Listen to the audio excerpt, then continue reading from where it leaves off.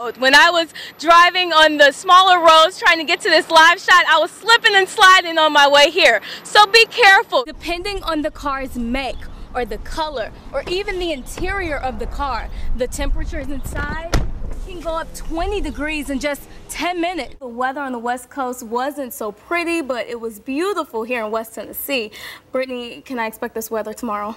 Drake has this tattoo on his back. They say it's a quote-unquote jailhouse tattoo, so it's not. Temperatures here are reading at about 14 degrees. Of course, that's well below freezing point. If you take a look behind me at the road, she's never seen a school successfully appeal its decision to revoke accreditation. We're surrounded by technology. Osmond says she wants her kids doing something that kids their age should be doing. Many travelers took advantage of the warm temperatures and the clear skies before hitting the roads today. But for those who are waiting until tomorrow, the warm temperatures and sunshine has many West Tennesseans busy with outdoor activities this evening.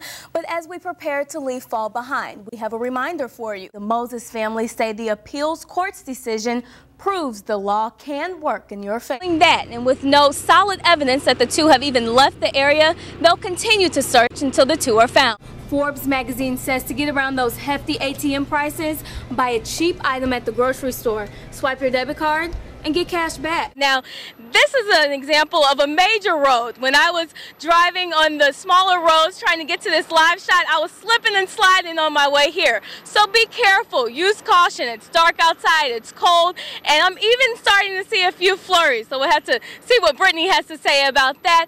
But as for the snow, TDOT says clearing these roads was a piece of cake. Tonight, in their first television interview, Justina's parents sit down with ABC 7 Eyewitness News reporter Brittany Noble. She joins us live with what they had to say. Brittany. What we do know is that Justina Macklin spent her last minutes in social studies at Margaret Newton Elementary. But everything outside of that remains a mystery to her family. Monty Merriweather is preparing to bury his 11-year-old daughter. But he and his wife, Wbbj, are far from finding peace in the sudden death of a child who they believe was perfectly healthy when they sent her to school last week. Your daughter's been hurt at school and we need you to come there. Monty, Justina Macklin's stepfather, says he was told she was still breathing when she left Margaret Newton Elementary, but died before making it to the hospital. They say they have yet to be given a reason why she collapsed in class. I've been hearing a lot of things and some of it's not true, and I know I can't speak for everything I've heard. But according to the Merriweathers, the autopsy revealed Justina died from an undetermined reason. Our multiple calls to the Lake County Sheriff's Department and the school district about Justina have gone unanswered. It's kind of hard to watch your child just lay there with no life. Wbbj says she's puzzled at what she calls a lack of sympathy she's received, especially from her daughter's school. They don't have anything on the board outside the school saying anything about, you know, Justina passing or wishing the family, you know, the best. The Merriweather says they won't quit searching for answers into what exactly happened to Justina and are looking for the community to speak up too. Because I won't be able to rest until I know exactly what happened to her, and I know she can't tell me. Brad, at any given time, officials tell me there are more than 60 different officers working to find the Louisiana fugitives. But they also tell me until the two are spotted, nothing, not even money, can keep them from their round-the-clock search.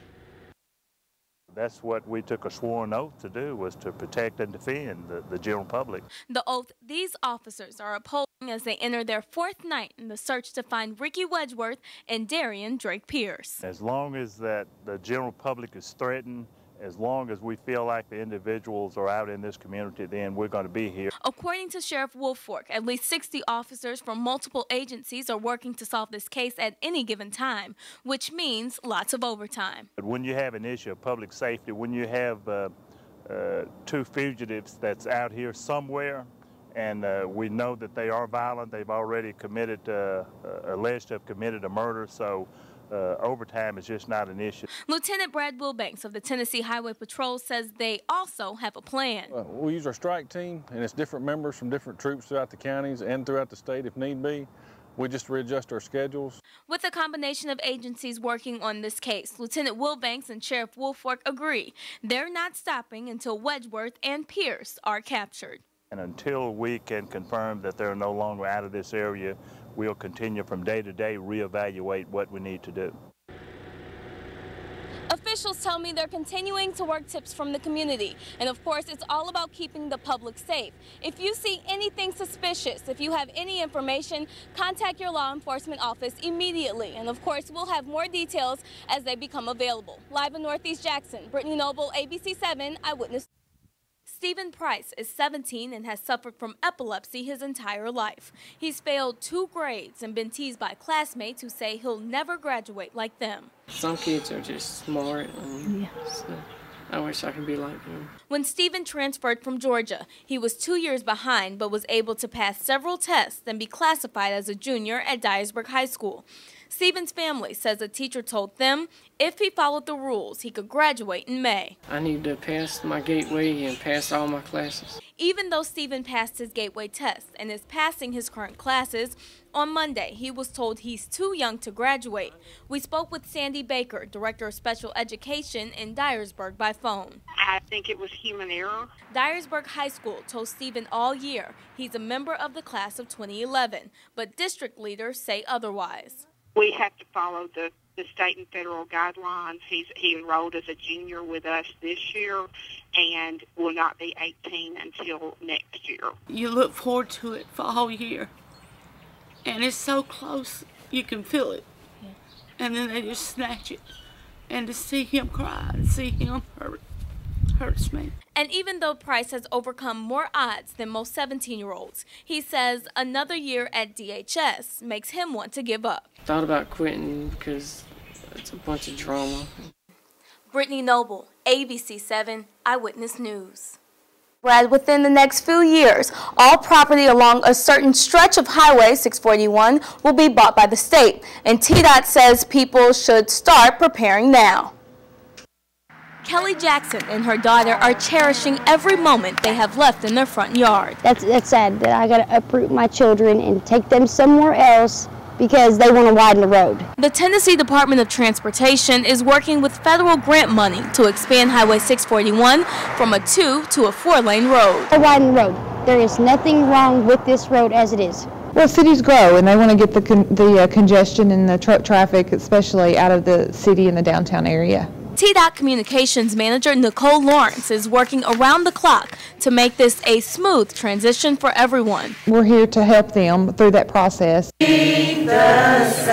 Lakeside Christian Fellowship Church, which sits off Highway 641, will lose only a hill, and members say this project is a blessing. We've been believing for increase of the city and blessings to come to the city. Now, even though there aren't too many people here right now, Pastor Pam Hughes hopes that with the new highway widening project, more people will come to her congregation. Praying for those people. I know that will be a difficult thing for each and every one that will be losing their home, but at the same time, you know, I believe that God will bless them. But for Jackson and her family, help can't come soon enough. Beginning next year, TDOT will begin offering a fair market value for all the homes in the 12-mile range. They plan on beginning construction in 2013. Brittany Noble, ABC 7 Eyewitness. In a follow-up today, the Lady Raiders basketball team placed posters and other reminders of their fallen teammate Tina Stewart on their bus as they departed for her funeral. The 21-year-old died at a Murfreesboro hospital last week in her apartment after being stabbed multiple times by her roommate, Shanterica Madden. Madden is charged with first-degree murder in Stewart's death and is out of jail on a $100,000 bond. A federal judge has appointed 2 attorneys for Chastain Montgomery Sr., the man accused in the fatal shooting deaths of 2 Henning postal workers. According to the commercial appeal, U.S. District Judge John McCullough appointed Judge Scholl and C. Ann Tipton to represent the 47-year-old former state prison guard. Currently, Montgomery is being held without bond and is scheduled to appear before a judge again Monday. Prosecutors say they're still undecided whether they'll push for the death penalty.